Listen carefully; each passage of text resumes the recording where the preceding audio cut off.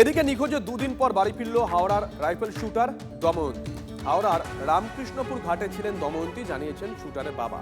সেখান থেকে দময়ন্তীকে বাড়িতে ফেরানো হয় বলেও দাবি করা হয়েছে পরিবারের তরফ থেকে। পুলিশের তরফ থেকে ঠিক কি বলা হয়েছে শোনাই। এইটুকু বলার আছে।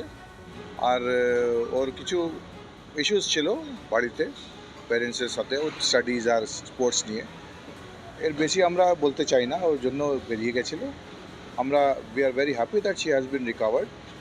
আর ও ফিরে এসছে, সশরীরে ফিরে এসছে, সুস্থ আছে। সুস্থ আছে। কোথায় ছিল স্যার কিছু বলেছে? আছে, বিভিন্ন জায়গায় ছিল, সেগুলো আমরা ভেরিফাই করছি। ঠিক আছে। ও প্যারেন্টস কিছু বললে? হ্যাঁ, ওর প্যারেন্টসের আছেন, ওর প্যারেন্টসের সাথে আছেন এখন। ওনাকে এখন কোর্টে প্রডিউস করা হবে। ঠিক আছে। কোথা থেকে পাওয়া গেল? ফিরে এসছে আবার এখানে, হাওড়ায় ফিরে এসেছিল। নিজেই ফিরে এলো। এতো পুলিশের বক্তব্য। এই মুহূর্তে আমাদের সঙ্গে সরাসরি রয়েছেন দময়ন্তীর বাবা ধ্রুবজ্যোতি সেন। ধ্রুবজ্যোতি বাবু, আমার নাম শুভজিৎ, স্টুডিও থেকে কথা বলছি। প্রথমেই তো ভালো খবর, নিশ্চয়ই পরিবারের স্বস্তি ফিরেছে। গতকাল প্রায় প্রত্যেকটা সংবাদ মাধ্যম আমরাও দেখিয়েছিলাম, সোশ্যাল মিডিয়ায় অনেকে শেয়ার করেছিল সেই খবর। ফিরে এসেছে। একটু আগে আপনার সঙ্গে কথা বলেছিল আমাদের রিপোর্টার সুব্রত, আপনি বলছিলেন যে রামকৃষ্ণপুর ঘাটে দময়ন্তী ছিল। আপনারা কি করে জানতে পারলেন, গিয়ে কি দেখলেন? দেখুন, কালকে সারা রাত থেকে জেগে আছি। হাওড়ার এডিসিপি ম্যাডাম এবং কমিশনারেট থেকে আমাকে ভিডিও ফুটেজ পাঠাচ্ছে ওর ট্র্যাকিং। তখন আমরা খুব কনফিডেন্স হয়ে গেছি, তার মানে ওকে ট্র্যাক করা শুরু হয়ে গেছে এবং ডেফিনেটলি ও বিপদে নেই।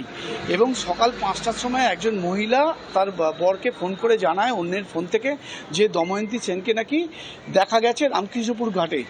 এবং উনি যখন আমাকে জানান, আমি 5 মিনিটও লেট করিনি, আমি আমার স্কুটি নিয়ে বেরিয়ে গেছি খুঁজতে। প্রথমে 15 মিনিট খুঁজলাম, পাইনি।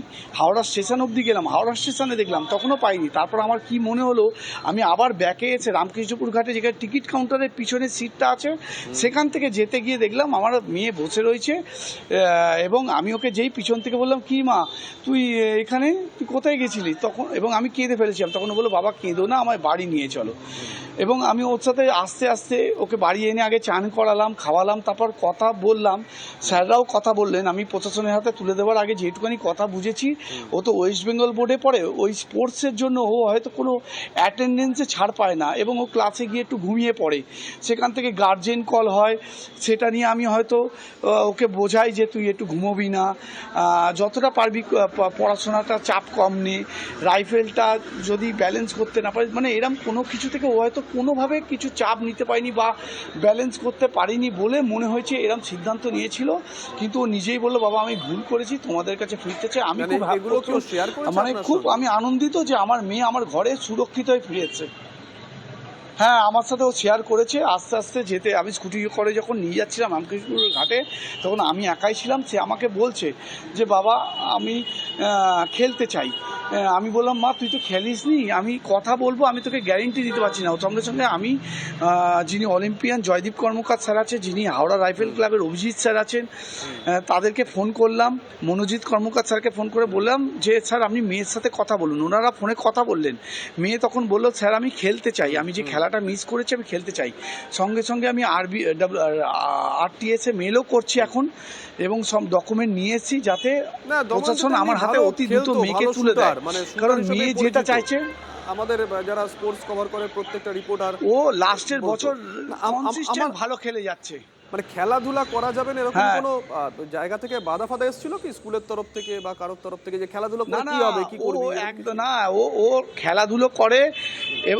না না না না, ও খেলাধুলোটাই ও পছন্দ করে। খেলাধুলো, ফ্যাশন ডিজাইনিং, এইগুলো হচ্ছে পছন্দ করে। এবার যেহেতু ওয়েস্ট বেঙ্গল বোর্ড অ্যাটেন্ডেন্সের একটা ছাড় পায় না, ক্লাসে গিয়ে ঘুমিয়ে পড়ে। এটা নিয়ে আমার অনেকবার গার্জেন কল হয়েছে।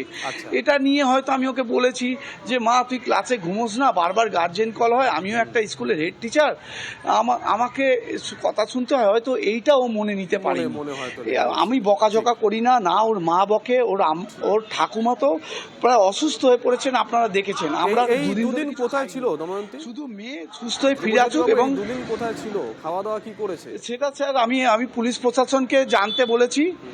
আমি যতটা ফেসবুক থেকে দেখেছি শ্রীরামপুরে গেছিল, মাহেশের রথে ছিল এবং ও নাকি বলছে আমি অনেক কিলোমিটার রাস্তা বাবা হেঁটেছি, আমার পাগুলো শক্ত হয়ে গেছে, আমি এবার আরও ভালো খেলতে পারবো।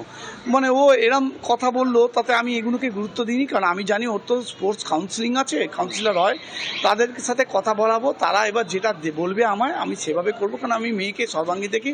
আর আপনাদের মাধ্যমে আমি রাজ্য সরকারকে, স্পোর্টস মিনিস্টারকে, মুখ্যমন্ত্রীকে ধন্যবাদ জানাতে চাই, হাওড়ার পুরো পুলিশ প্রশাসন এবং মিডিয়া মহল, আপনারা এই প্রচণ্ড help হাওড়া করেছেন। থেকে শ্রীরামপুর গেল কি করে? সর্বক্ষণ ট্রেনে যেভাবে করে? আপনারা মিডিয়া খবর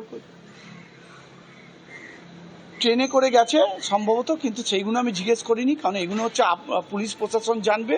আর আমাদের যা ডাক্তার প্যানেল আছে, ওকে যারা কাউন্সিলিং করে, স্পোর্টস কাউন্সিলিং করে, তারা জানবে, সেই জন্য এইগুলো আমি ডিটেলসে জিজ্ঞেস করিনি। আর আমি শুধু জিজ্ঞেস করছি কেউ হাত ওখানে গেছে, ওখানে আপনাদের কেউ কোনো কিছু relative বা বলেছে, কিছু আছে? এইগুলো মানে বলেছে কেউ না থাকে বাবা আমার সাথে শ্রীরামপুরে? কোনো দুর্ঘটনা ঘটেছে না, না আমাদের ওখানে কোনো রিলেটিভ নেই।